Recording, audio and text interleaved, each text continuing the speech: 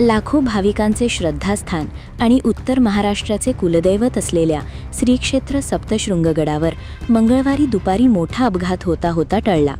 दुपारी सुमारे 4:40 वाजेच्या सुमारास घाटातील एका वळणावर भाविकांना घेऊन जाणाऱ्या पिकअप वाहनाचे अचानक चाक निघाल्याने वाहन रस्त्यातच अडकले.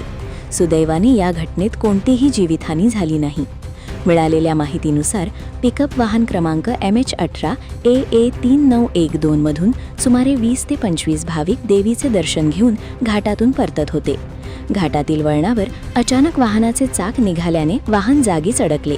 त्यामुळे मोठा अपघात टळला. मंगळवार हा देवीचा वार असल्याने नवस फेडण्यासाठी तसेच दर्शनासाठी सप्तशृंगगडावर भाविकांची मोठी गर्दी झाली होती.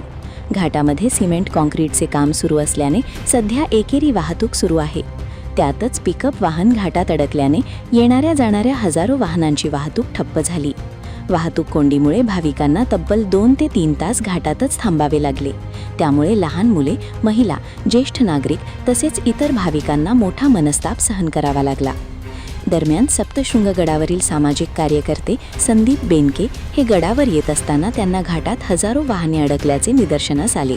त्यांनी तातडीने घटनास्थळी मदत करत वाहनधारकांना सहकार्य केले आणि उपलब्ध जागेतून एकेरी बाजूने वाहतूक सुरळीत करण्यासाठी प्रयत्न केले. त्यांच्या प्रयत्नांमुळे काही प्रमाणात वाहतूक कोंडी कमी होण्यास मदत झाली.